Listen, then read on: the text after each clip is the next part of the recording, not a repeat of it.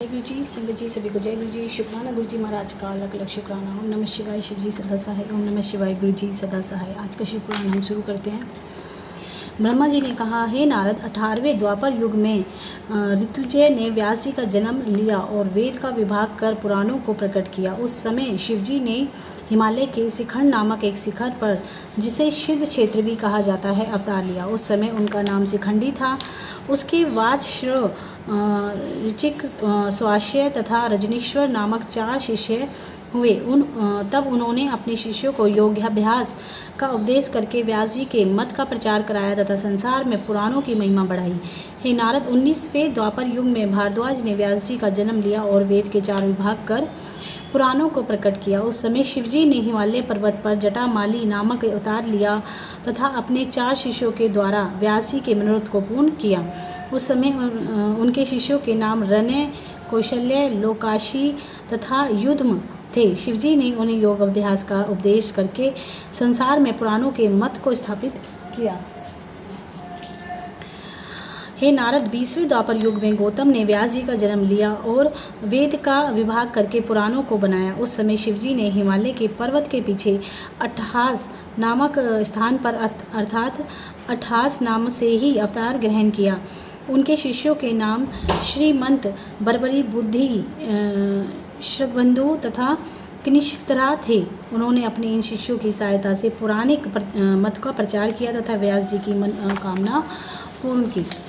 हे नारद, 21वें द्वापर युग में व्यास जी ने वेद का विभाग कर पुराणों को बनाया। तदुपरांत शिवजी का स्मरण करके उनसे अपने मत का प्रचार करने के लिए सहायता की मांग की। उस समय शिवजी ने दारुक नामक अवतार लेकर व्यास जी का मनोरथ सिद्ध किया। जिस वन में उनका जन्म हुआ उस वन संसार में दारुक वन के नाम से प्रसिद्ध हुआ। उनके अपलक्ष दलायमयान, केतुभान तथा गौतम नामक 4 शिष्य थे। उनकी सहायता से शिवजी ने संसार में व्यास के मत का प्रचार किया। हे नारद, 22वें द्वापर युग में सुषमाल्य मुनि ने व्यास जी का जन्म लिया और शिवजी का ध्यान धरकर वेद के 4 विभाग किए, पुराणों की रचना की। परंतु जब उन्हें अपने कार्य में सफलता नहीं मिली तो भगवान आशुतोष से सहायता की याचना की। उस समय शिवजी ने लागली नाम से काशी में अवतार लिया।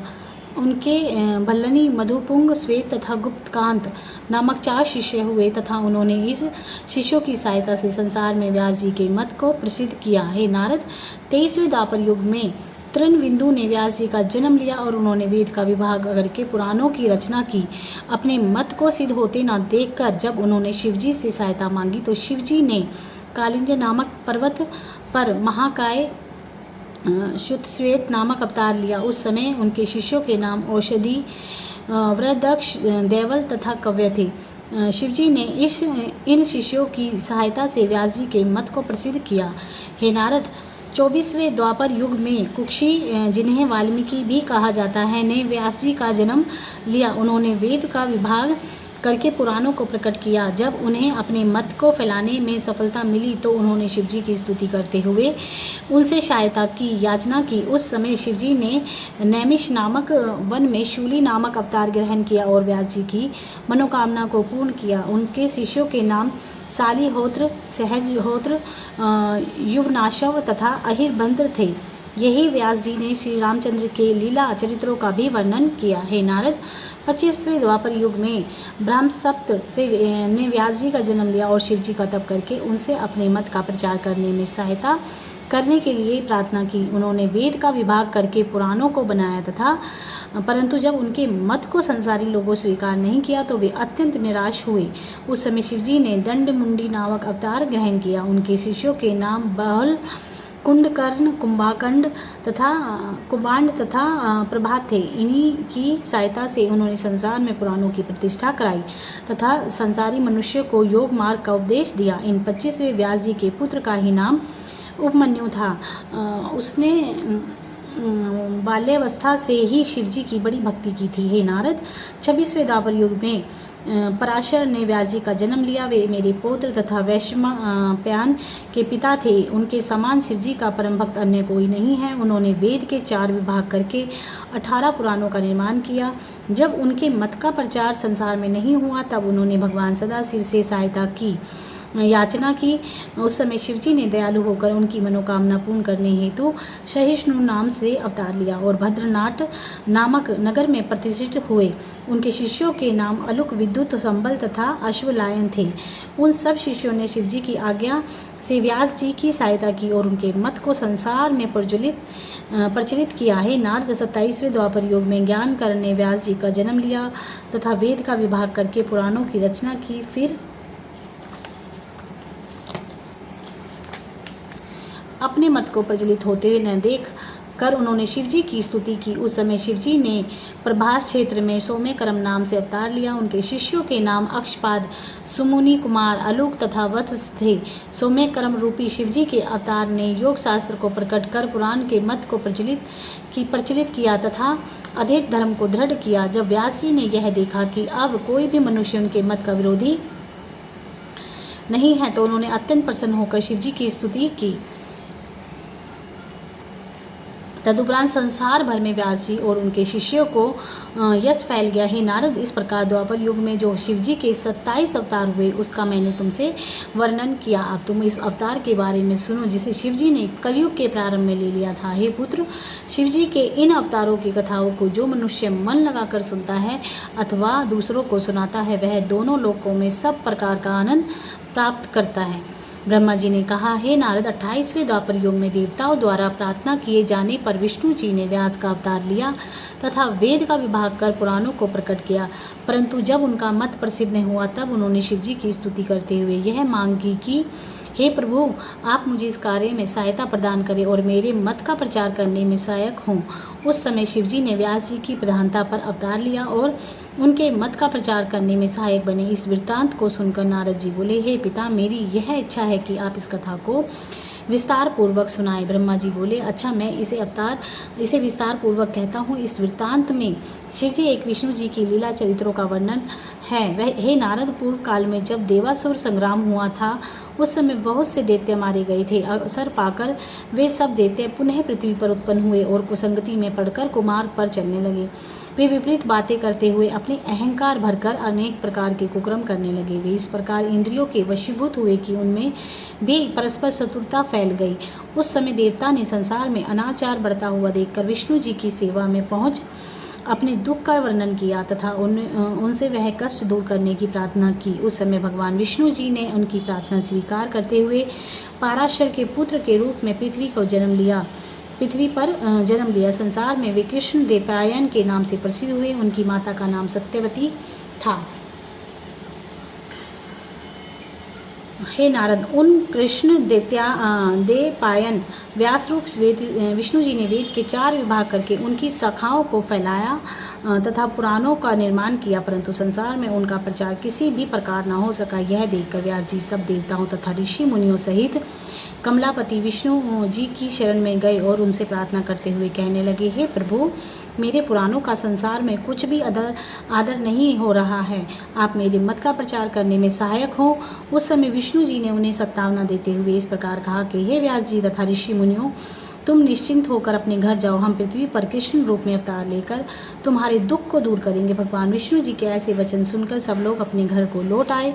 तदुपरांत विष्णु जी ने यदुवंशी वसुदेव के घर कृष्ण रूप में अवतार लिया। उनका स्मरण करने मात्र से ही मनुष्य के संपूर्ण पाप नष्ट हो जाते हैं।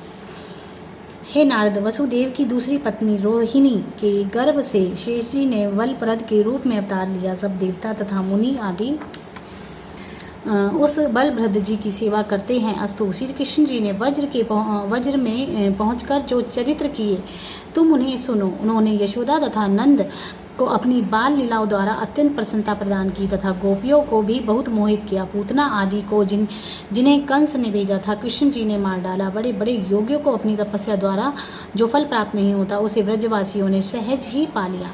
हे नारद, जब श्री कृष्ण जी 12 वर्ष के हुए तब वे बलभद्र जी के साथ मथुरा चले आए। वहाँ उन्होंने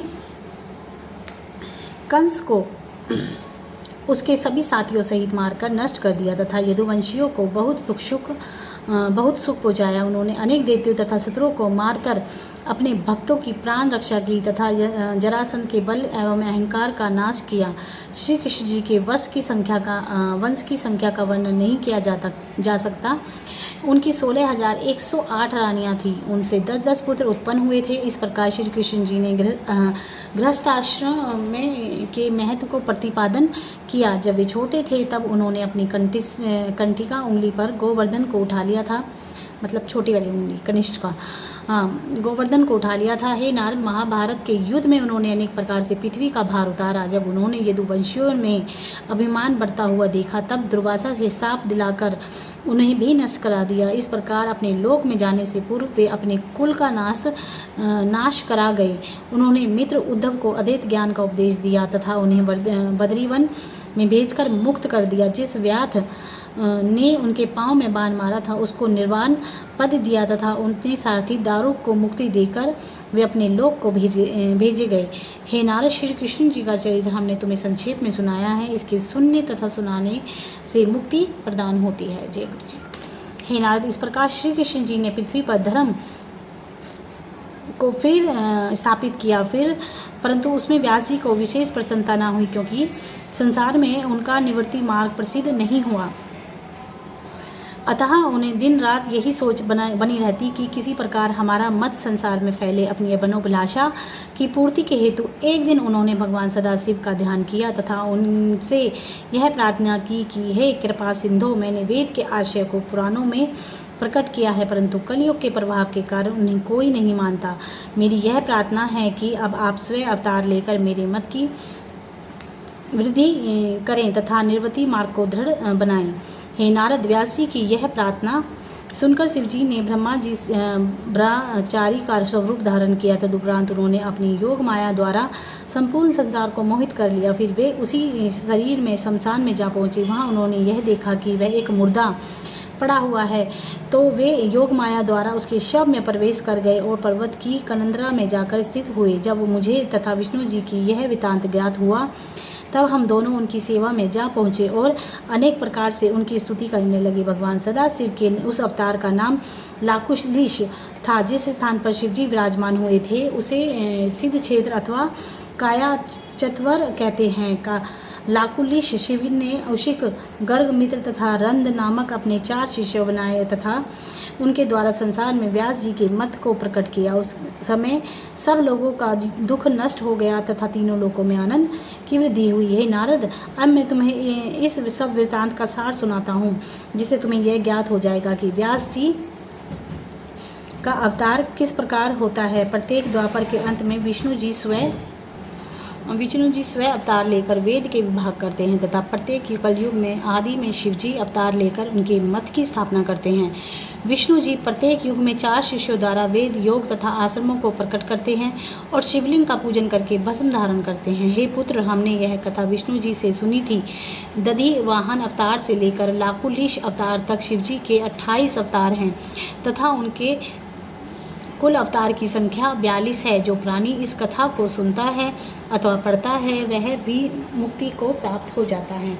ब्रह्मा जी ने कहा, हे नारद, अब मैं तुमसे नंदिकेश्वर अवतार का वृत्तांत कहता हूँ। शिलाद नामक मुनि शिवजी के परम भक्त थे। शिवजी की कृपा से वे महाधनी तथा ऐश्वर्यवान हुए, परंतु उनके कोई पुत्र नहीं था। इसलिए उन्होंने इंद्र की अत्यंत कठिन उपासना की। उनकी साधना से प्रसन्न होकर इंद्र ने उनके पास जाकर कहा कि हे शिलाद, अब हम तुम पर अत्यंत प्रसन्न हुए हैं, तुम वर मांगो। यह सुनकर शिलाद मुनि ने प्रणाम करने के उपरांत हाथ जोड़कर कहा कि हे देवराज, आप मुझे एक ऐसा पुत्र दीजिए जो माता के गर्भ से उत्पन्न हो तथा सदैव अमर बना रहे। उस समय इंद्र ने कहा कि हे शिलाद, हम ऐसा पुत्र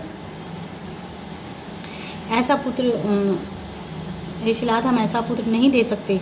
हम तो तुम्हें केवल ऐसा पुत्र दे सकते हैं जो माता के गर्भ से उत्पन्न हो और जिसकी समय पाकर मृत्यु हो जाए। हे नारद, इंद्र के इन वचनों को सुनकर अपने हठ पर दृढ़ रहते हुए मुनि ने उत्तर दिया कि मुझे तो ऐसे ही पुत्र की आवश्यकता है। यदि आप दे सकते हो तो ठीक है, अन्यथा रहने दे। तब इंद्र उनसे यह कहकर अपने लोक को चले गए कि ऐसा पुत्र तुम्हें शिवजी द्वारा ही प्राप्त हो सकता है, क्योंकि उन्होंने काल को जीत लिया है और वे स्वयं मृत्यु के वश में नहीं है। इतना कहकर जब इंद्र चले गए तब शिलाद मुनि शिवजी का ध्यान धरकर तपस्या करने लगे। वे निरंतर 1 दिव्य सहस्त्र वर्षों तक उग्र तपस्या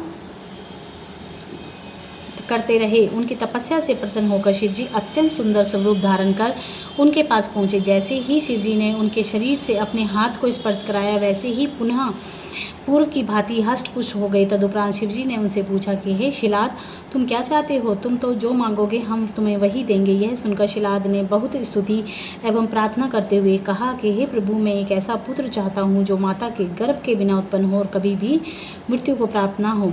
हे नारद, शिलाद के ऐसे वचन सुनकर शिवजी ने कहा कि हे शिलाद, संसार में उत्पन्न होने वाला कोई भी जीव ऐसा नहीं है जो मृत्यु के हाथ से बाकी बचा रहे। केवल हम ही मृत्युंजय तथा बिना माता के गर्भ से उत्पन्न हुए हैं, इसलिए अब हम स्वयं ही तुम्हारे पुत्र होंगे।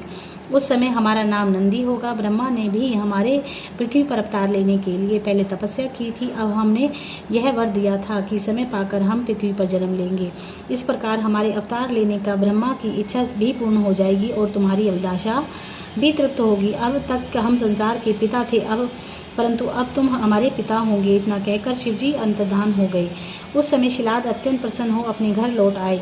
कुछ समय पश्चात शिलाद ने सब सामग्री एकत्र कर एक यज्ञ किया। उसी यज्ञ कुंड के बीच से प्रलय काल की अग्नि के समान देवदी प्रियमान शिवजी की उत्पत्ति हुई। उनका स्वरूप ऐसा था कि उसे देखने से तीनों लोग मोहित हो जाते थे। उन हाथों में शूल, शंख, गदा, असी तथा कानों में कुंडल विराजमान थे। वे देखने में बालक के समान प्रतीत होते थे। उस समय आकाश में पुष्प वर्षा होने लगी, किन्नर आदि नृत्य गायन करने लगे, देवता स्तुति करने लगे। संलग्न होते हुए उस समय सबने यह पहचाना कि भगवान सदाशिव का अवतार हुआ है।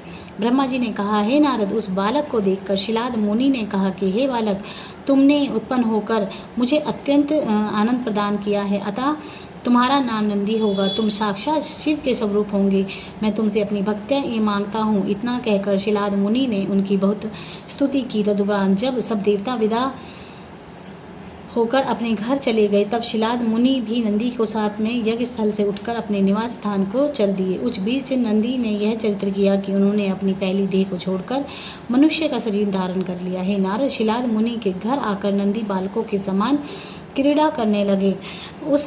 जब उनकी अवस्था 10 वर्ष की हुई, तब एक दिन शिवजी की आज्ञा से मित्रा तथा वरुण नामक 2 मुनि शिलाद के समीप पहुंचकर यह कहने लगे कि हे शिलाद मुनि, यह बालक संपूर्ण विद्याओं का निधान होगा, परंतु इसकी आयु बहुत कम है। इतना कहकर जब वे दोनों मुनि चले गए, तब शिलाद अत्यंत दुखी हो नंदी से लिपटकर रोने लगा तथा मूर्छित होकर पृथ्वी पर गिर पड़े। उस समय नंदी ने शिलाद मुनि को मनुष्य की भांति समझाते हुए यह कहा कि हे पिता, आप इस प्रकार व्याकुल न हो। हम शिवजी की सेवा करके काल को जीत लेंगे और आपकी चिंता को दूर करेंगे। इतना कहकर नंदी रुद्र जप करने लगे। उस जप के प्रभाव से शिवजी गिरिजा सहित नंदी के समीप आए और उन्हें संबोधित करते हुए इस प्रकार कहने लगे कि हे नंदी, तुम्हें मनुष्य का कोई भय नहीं है। तुम साक्षात मृत्युंजय हो और तीनों लोकों में तुम्हें कुछ भी भय नहीं है। इतना कहकर शिवजी ने नंदी के शरीर में अपने शरीर का स्पर्श करा दिया। तदुपरांत उन्होंने गिरिजा एवं सब गणों की ओर देखते हुए यह कहा कि हे प्रियजनों, यह नंदीश्वर मृत्यु से रहित होकर मेरे पास रहकर मुझे बहुत प्रिय होगा। इतना कहकर शिवजी ने अपनी माला नंदी के कंठ में पहना दी। तब नंदी उसे समय 3 नेत्र तथा 10 भुजाधारी शिवजी के समान स्वरूपवान हो गए। उस समय शिवजी ने नंदी का हाथ पकड़कर उनकी जटा के ऊपर से थोड़ा सा पानी छोड़ दिया। उस पानी से अनेक नदियां बहने लगी। हे नारद, उन नदियों के नाम जंटोतक, त्रिश्रोता, वृषधवनी, स्वर्णोदक तथा जटक हुए। उस स्थान पर नंदीश्वर ने जो शिवलिंग स्थापित किया वह भुवनेश्वर के नाम से व्याख्यात हुआ और वह स्थान भी सरमद नामक तीर्थ के रूप में अत्यंत पूज्य हुआ। जो मनुष्य उन नदियों के में स्नान करके भुवनेश्वर शिवलिंग को पूजता है, उसे मुक्ति प्राप्त होती है। इस चरित्र के उपरांत शिवजी ने गिरिजा को यह कहा कि हे प्रिय, अब हम नंदीश्वर का अभिषेक करेंगे तथा इसे अपने सब गणों का स्वामी बनाएंगे। गिरिजा ने शिवजी के इस कथन को प्रसन्नतापूर्वक स्वीकार किया। तदुपरांत शिवजी ने अपने सब गणों को पास बुलाया। उन गणों ने हाथ जोड़कर शिवजी की स्तुति करते हुए इस प्रकार कहा कि हे प्रभु, आप हमें क्या आज्ञा देते हैं? यदि आप कहें तो हम समुद्र को सुखा दें अथवा मृत्यु को नष्ट कर दें। यदि आपकी इच्छा हो तो हम सभी दानवों तथा दैत्यों को जलाकर भस्म कर डालें एवं अग्नि को भी पकड़कर यहाँ ले आए। हे नाथ, यदि आप किसी के ऊपर प्रसन्न हो तो वैसा कहें, आपकी आज्ञा पाकर हम उसकी हर प्रकार की सेवा करने के लिए तैयार हैं। हे नारद, गणों की यह बात सुनकर शिव जी ने उत्तर दिया कि हे गणों, यह नंदीश्वर हमारा प्रिय पुत्र तथा तुम सबका अधिपति है। तुम सब लोग मिलकर इसका अभिषेक करो तो हमें प्रसन्नता प्राप्त होगी। शिवजी की यह आज्ञा सुनते ही उन सब गणों ने अत्यंत प्रसन्न होकर शिवजी तथा नंदीश्वर को जय जयकार किया। उसी समय मैं विष्णु जी तथा अन्य सब देवता भी वहां आ पहुंचे और शिवजी की स्तुति करते हुए यह कहने लगे कि हे प्रभु, आपने नंदीश्वर के ऊपर जो कृपा की है वह सर्वथा प्रशंसनीय है। यह नंदीश्वर साक्षात आपके ही स्वरूप हैं। हम सब इन्हें प्रणाम करते हैं। इतना कहकर हम लोगों ने नंदीश्वर का अभिषेक किया। तदुपरांत शिवजी की इच्छा जानकर मैंने मरुत की कन्या श्वेशा के साथ नंदी का विवाह करा दिया। उस विवाह में बड़ा उत्सव मनाया गया। तदुपरांत नंदीश्वर अपनी पत्नी सहित सिंहासन पर विराजमान हुए और सब लोग उन्हें भेंट देने लगे। लक्ष्मी जी ने नंदीश्वर को मुकुट आदि भूषण दिए, गिरिजा ने अपने कंठ का हार दिया, विष्णु जी ने रथ की ध्वजा दी तथा मैंने स्वर्णहार पहनाया। इसी प्रकार जब अन्य सब लोग भी नंदी को भेंट दे चुके तब शिवजी उन्हें परिवार सहित अपनी पुरी को ले गए। तब से वे वहीं रहकर शिव गिरिजा का ध्यान किया करते हैं और उन्हीं की सेवा में संलग्न रहते हैं। हे नारद, इस 43वें शिव अवतार की कथा को जो व्यक्ति मन लगाकर पढ़ता सुनता है अथवा किसी दूसरे को सुनाता है वह इस लोक में सुख पाकर अंत में शिव जी के समीप कैलाश पर्वत पर जा पहुंचता है। जय गुरु जी। ब्रह्मा जी ने कहा, हे नारद, अब हम भैरव अवतार की कथा कहते हैं। एक दिन कुंभज मुनि ने सकंजी के पास जाकर यह कहा कि हे सकंजी, आप मुझे भैरव का चरित्र सुनाते हुए की कृपा करें। हे सकंजी, एक भैरव की गणना आप मुझे भैरव का चरित्र सुनाने की कृपा करें। हे सकंजी, एक भैरव की गणना तो भूतों में है जिन्हें अधीन समस्त योगिनी गण हैं। दूसरे तो जो संसार को भयानक दिखाई दें उसे भी भैरव कहते हैं। आप मुझे यह बताइए कि वे भैरव कौन से हैं जिन्हें शिवजी का अवतार कहा जाता है। यहाँ तक यह भी बताइए कि उन्होंने किस कार्य के निमित्त जन्म लिया। हे नारद, कुंभज मुनि की प्रार्थना सुनकर सकंजी ने उत्तर दिया कि हे मुनि, भैरव भगवान सदाशिव के पूर्ण रूप हैं। वे न तो भूत और न भयानक हैं ही। उनकी महिमा को ब्रह्मा तथा विष्णु जी भी नहीं जान पाते। अब तुम भैरव का वृत्तांत सुनो। एक समय की बात है कि सब देवता तथा मुनि आदि एकत्र होकर यह विचार करने लगे कि इस संपूर्ण सृष्टि का स्वामी कौन है। बहुत समय सोचने विचारने के बाद भी जब कोई ठीक विचार नहीं हो सका तब उन्होंने यह निश्चिंत किया कि हम लोग सुमेरु पर्वत पर चलकर ब्रह्मा जी से यह बात पूछें तो वे सबका मूल कारण बता देंगे।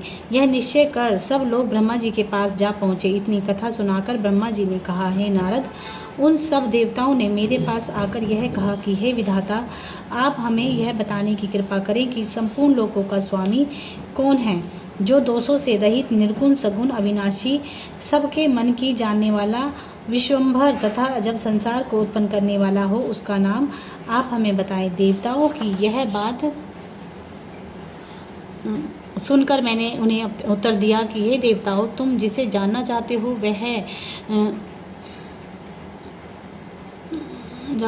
मैं ही हूँ। मेरे ब्रह्मा, शंभु, धाता, अज, परमेष्टि आदि अनेक नाम हैं। अतः इन नामों को सुनकर तुम स्वयं समझ सकते हो कि पर ब्रह्मा मेरे अतिरिक्त दूसरा कोई नहीं है। इतनी कथा सुनाकर सकंजी ने कुंभज मुनि से कहा कि हे कुंभज, शिवजी की माया ऐसी बलवान है कि उसके वशीभूत होकर ब्रह्मा स्वयं और पर ब्रह्मा कहने लगे। अस्तु, जिस समय यह वार्तालाप हो रहा था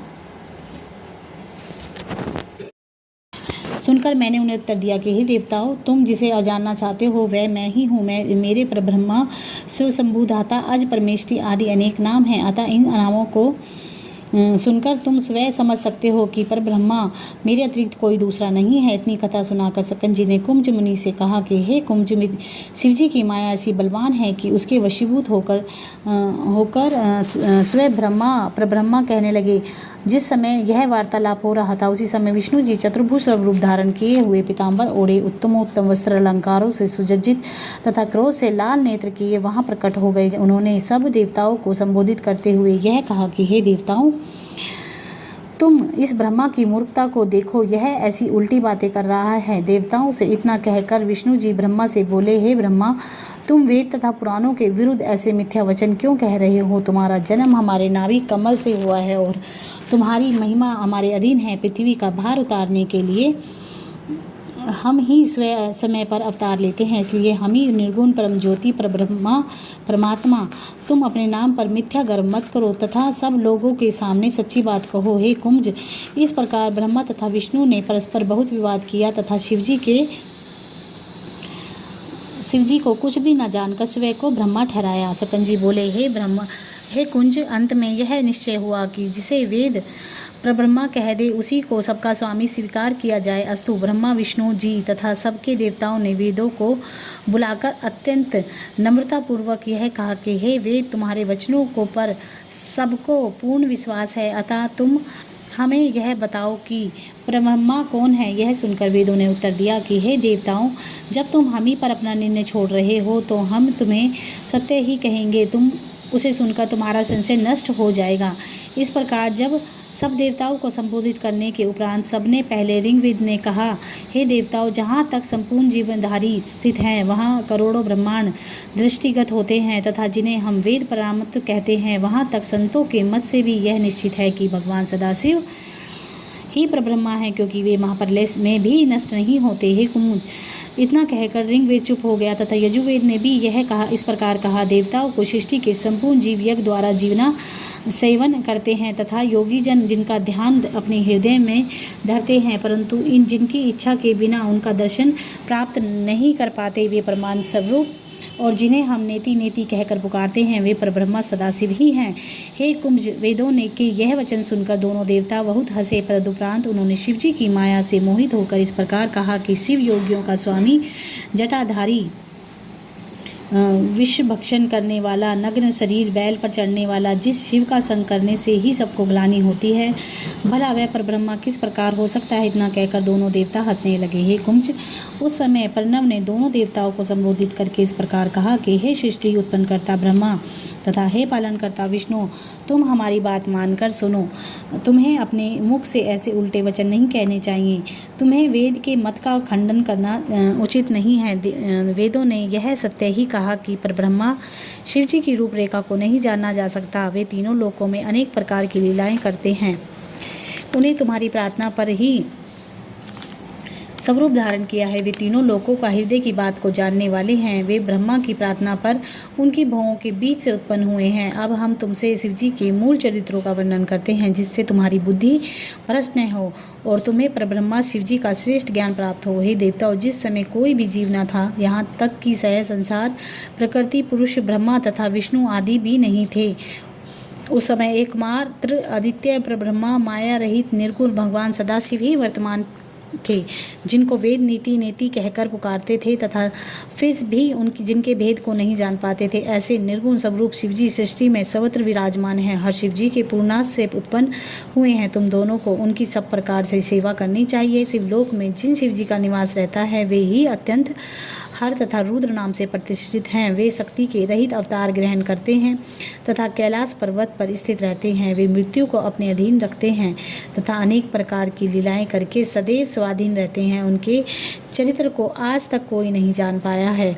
उनकी जो इच्छा होती है संसार में वही कार्य करता है। वेद पुराण तथा शास्त्र भी उन्हें आज तक नहीं जान पाए हैं। तुम सब उन्हीं की माया द्वारा भ्रमित होकर पशुओं के समान इधर उधर भटक रहे हो। हे देवताओं, वे लीलाओं में शिवजी अपनी इच्छा के अनुसार अनेक स्वरूप धारण करते हैं। कभी वे योगी बन जाते हैं, कभी भोगी, वे कभी जटाएं रख लेते हैं और कभी परम हंस गति का प्रदर्शन करते हैं। स्वयं मैं भी देखकर ध्यान मगन हो जाता हूँ, अनेक प्रकार के भोग भोगते हुए। और कभी शक्ति सही सिंहासन पर बैठकर प्रजा का पालन करते हैं। सब देवता तथा दैत्य सिंहासन देते उन्हें प्रसन्न करके उन्हें मनोरथ को प्राप्त करते हैं। इस प्रकार अनेक बातें प्रणव से नहीं सुनाई, परंतु उन दोनों के मन में मोह के कारण कुछ बोध न हुआ। उस समय शिवजी ने यह विचार किया कि अब मुझे इनका मोह नष्ट कर देना चाहिए।